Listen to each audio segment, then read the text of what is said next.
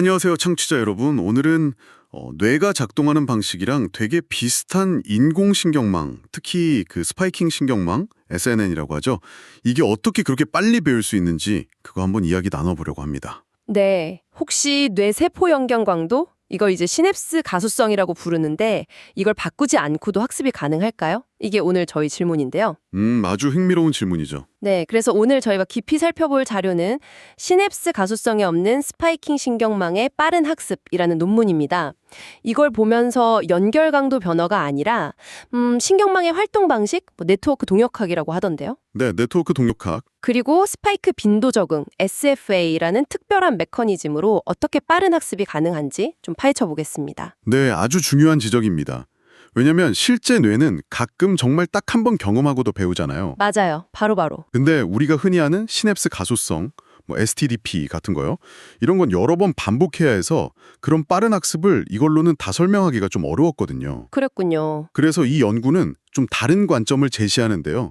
시냅스 연결 강도는 진화나 아니면 우리가 미리 뭔가 배워놓는 거 있잖아요. 그런 긴 시간에 걸쳐서 서서히 학습의 바탕 같은 걸 저장해 두고요. 아, 일종의 사전 지식이군요. 그렇죠. 사전 지식이나 틀 같은 거요.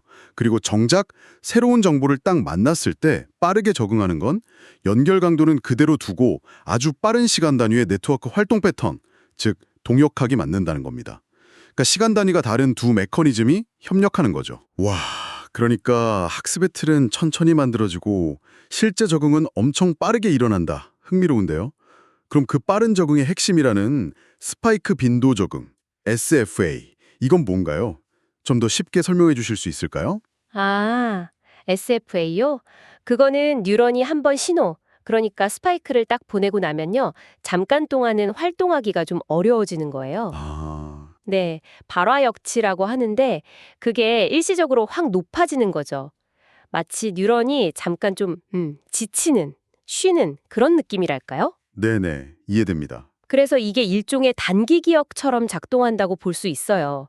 재밌는 건 실제 우리 뇌 심피질에도 이런 뉴런이 꽤 많다는 거예요. 오, 정말요? 네, 쥐는 한 20% 정도, 사람은 40%까지도 이런 특성을 보인다는 데이터도 있습니다.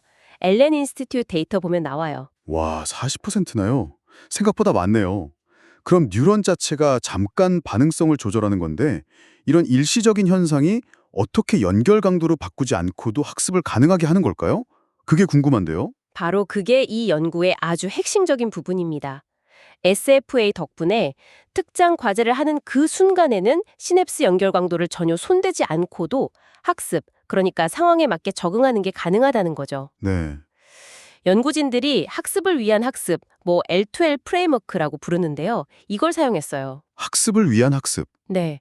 쉽게 말하면 이제 바깥 루프, 그러니까 느린 시간 단위에서는 여러 과제들에 공통적으로 쓸 수 있는 사전 지식이나 구조 같은 거를 시냅스 가중치, 즉 연결 강도에 미리 학습시켜 놓는 겁니다. 네. 그리고 안쪽 루프, 그러니까 빠른 시간 단위의 실제 문제 해결 상황에서는 이렇게 미리 잘 짜인 고정된 가중치를 바탕으로요. SFA를 이용해서 네트워크가 막 동적으로 활동하는 패턴 있잖아요. 이걸로 당면한 과제에 빠르게 적응하는 방식이에요. 아하, 그렇군요. 그러니까 연결 강도에는 학습 방법이나 사전 정보가 담겨 있고 실제 빠른 학습은 뉴런들이 활동하는 패턴 변화로 이루어진다. 와, 이건 정말 기존 관점이랑 좀 다른데요. 네, 그렇죠. 논문에 나온 사인 함수 학습 예시, 그림 1을 보기엔 좀 더 감이 올 것 같아요. 그거 설명 좀 해주시죠. 네, 맞아요. 그 예시를 보면 네트워크는 이미 가중치를 통해서 목표 함수는 아마 사인 함수 형태일 거야 라는 사전 지식을 갖고 있어요. 네, 그래서 놀랍게도 데이터점을 딱 하나만 보여줘도요. 전체 사인 곡선을 꽤 비슷하게 예측해냅니다. 하나만 보고요. 네, 심지어 주어진 점들이 어쩌다 보니 그냥 직선처럼 보일 때도 있거든요. 그림 2D. 그때조차도 네트워크는 아니야, 이건 사인 함수여야 해 하면서 그 형태로 예측하려고 해요. 사전 지식의 힘이죠. SFA가 없으면 이렇게 빠르게 일반화하기는 훨씬 어렵습니다. 와, 진짜 신기하네요. 점 하나로 곡선 전체를 예측하다니. 근데 더 놀라웠던 건 운동 제어 능력의 빠른 적응 예시, 그림 2였어요. 네, 그 팔 모델. 네, 팔에 갑자기 무거운 걸 들면 움직임이 확 달라지잖아요. 이 SFA 기반 SNN 모델은 팔의 길이나 질량 같은 게 막 계속 변하는데도 단 600m초, 정말 눈 깜짝할 사이에 새로운 상황에 딱 맞춰서 팔 움직임을 정확하게 예측하도록 적응하더라고요. 맞습니다. 이것도 시냅스 가중치는 그대로 두고 말이죠. 기존의 가소성 쓰던 모델들보다는 훨씬 빠른 거 아닌가요? 네, 확연히 빠르죠.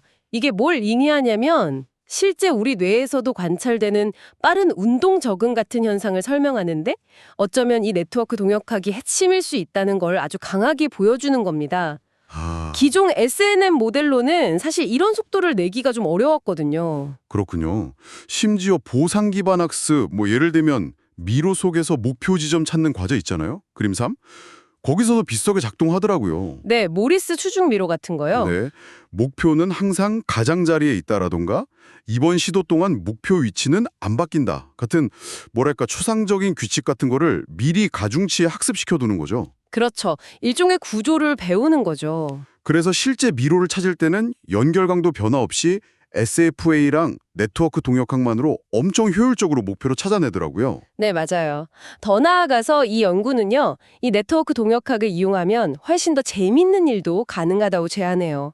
예를 들면, 새로운 패턴을 딱 한 번 보고 바로 학습하는 거예요. 원샷 러닝이요? 네, 원샷 러닝.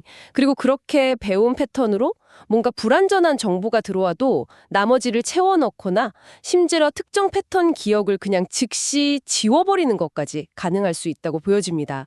이게 시냅스 가소성만으로는 정말 어려운 일이거든요. 와, 지우는 것까지요? 대단하네요.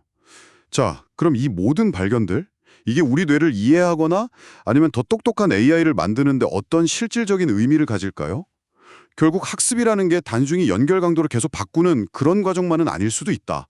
이런 이야기인가요? 정확합니다. 핵심은 그거예요. 학습에는 적어도 두 가지 다른 시간 단위가 함께 작용한다는 거죠. 시냅스 가소성은 이제 좀 장기적인 기억 통합이나 세상에 대한 어떤 일반적인 지식, 프라이어라고 하죠. 이런 걸 형성하는 데 중요하고요. 네. 반면에 순간순간 빠르게 적용하고 배우는 건 SFA 같은 메커니즘을 활용한 네트워크 동역학이 주도할 수 있다는 겁니다. 학습의 초점을 단순히 가소성에만 맞출 게 아니라 가소성과 동역학의 시너지로 봐야 한다는 거죠. 아, 시너지 효과군요. 네. 그리고 이건 또 연결 강도를 계속 바꾸는 데 드는 에너지를 줄일 수 있으니까 더 에너지 효율적인 뉴로모픽 칩 개발에도 중요한 힌트를 줄 수 있습니다. 그렇군요. 에너지 효율까지. 오늘 정말 흥미로운 이야기였습니다. 스파이킹 신경망이 연결 강도를 바꾸지 않고도 네트워크의 동적인 활동 패턴과 SFA를 통해 얼마나 빠르게 학습하고 적응할 수 있는지 살펴봤는데요.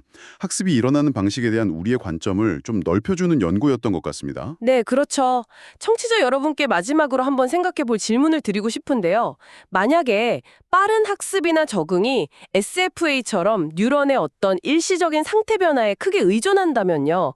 우리가 피곤하거나 집중력이 떨어지거나 혹은 특정 약물 같은 것 때문에 뉴런의 발화 패턴이 잠깐 바뀔 때 있잖아요. 네. 이런 요인들이 장기 기억이 딱 굳어지기 전 단계에서 우리가 새로운 걸 얼마나 빠르고 유연하게 배울 수 있는지 거기 어떤 영향을 미칠 수 있을까요? 한 번쯤 곱씹어 볼 만한 질문 아닌가 싶습니다.